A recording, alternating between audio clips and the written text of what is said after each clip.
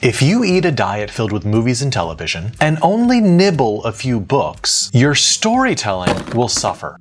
I'm John Matthew Fox, and today we're looking at how a steady diet of movies might be sabotaging your writing. By the time I'm done eating this, you will have learned to be a better storyteller.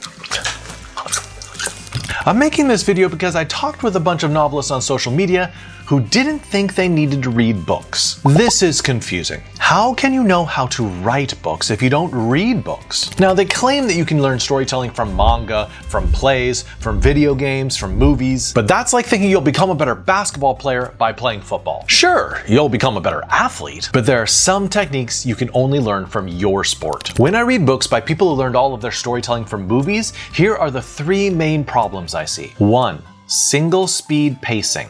2. Few internals. 3. Stuck on visuals. So let's talk about each one of those mistakes, and afterwards, I'll tell you what writers should learn from movies. Let's start with single speed pacing. Movies have a very limited range when playing with time. There's an occasional slow-mo and an occasional montage or fast motion, but by and large, 99% of movies move at real-time speed or clock time. So authors who learn from movies tend to be stuck in a single speed. They don't speed up, they don't slow down. That really hurts their book because they don't slow down for the most exciting parts of their book and they don't speed up over the boring parts.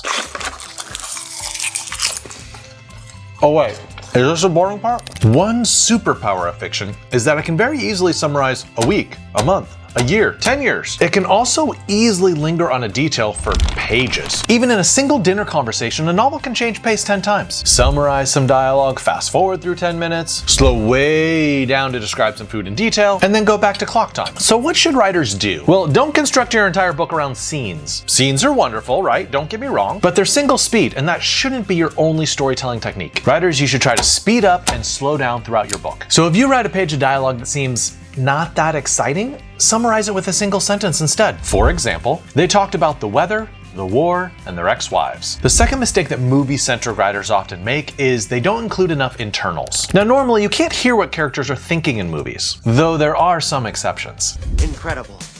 One of the worst performances of my career. In general, though, movies avoid invisible thoughts and tend to focus on dramatic action and events. What this means is authors who watch a lot of films tend to forget to go into their characters' brains. One of the greatest advantages of going into a character's brain is that it creates intimacy with the reader. I wonder whether this video will get 1 million views. Internals help readers understand character motives. I hope my hair looks good in this video.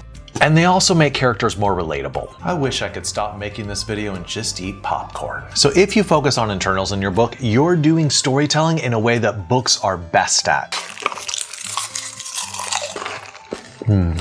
Third and last problem for movie-centric authors. They get stuck on the visuals. Movies are fantastic at visual spectacles like futuristic cities, car chases, fight scenes. So writers who are influenced by movies hyper-focus on the visual sense, but they can never match a movie's knack for the visual. For instance, a panoramic view of the cityscape can convey an enormous amount of info in just 2 or 3 seconds, while a book needs a full page to match that level of detail. Here's a second example. A writer trained on movies will try to describe a character's reaction by describing their expression. That works really well for movies because an actor wrinkles his face in a particular way and you know exactly what they're thinking. But in books, it's usually better to describe a character's movement or their feeling or their thoughts. So instead of visuals, what senses can books do well? 1. Smell. 2. Taste. 3. Touch. And here's a writing challenge for you. Spend an entire paragraph describing a smell in great detail. Could be a really stinky smell, could be a good smell, but describe it thoroughly. Okay, so now let's pivot and talk about 3 things novelists should be learning from movies. Basically, I'm including this in the video because I don't want people gossiping that like, oh, that's the guy that hates movies. That's a straw man fallacy. I believe movies should be one important tool, not the important tool. 1. Camera movement. Pay attention to the way that camera moves in a movie because it can teach you how to describe a scene. Look at the beginning of The Dark Knight. We have an establishing shot of the cityscape, then it moves closer to a criminal breaking a window and shooting a grappling hook gun, then it moves even closer to focus upon a detail,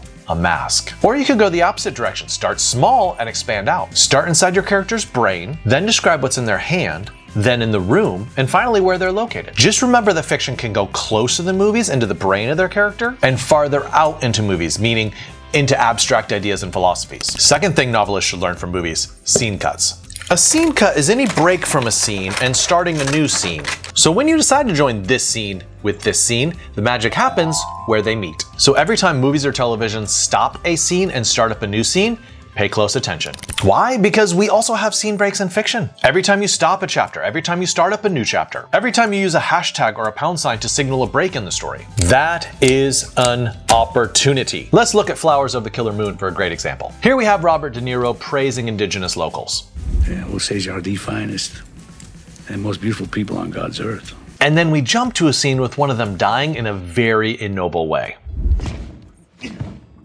That's a strategy of contrast, but you could just as easily do one of humor or comparisons. And the third thing you can learn from movies is dialogue. Look, if there is one writing technique that films above all are fantastic at, it's dialogue. He didn't fall? Inconceivable. Just consider how many lines of dialogue you know by heart and quote in daily conversations. I'd wager the number from books is pretty low, while the number from movies and television is pretty high. Every single time characters are speaking on the screen, you should be thinking, how can I be inspired by this for my own book? I'll be back. And here's another writing challenge for you. Pick your absolute favorite movie and find a scene that's mostly dialogue. And what I want you to do is just get a piece of paper and write down every single line of dialogue that the characters say. This will give you a fantastic representation of what great dialogue looks like on the page. My popcorn's done. Hopefully by now you have a better sense of how movies can hamstring your writing, but also what you can learn from them. And if you're committed to improving your writing, then you need to subscribe to my channel.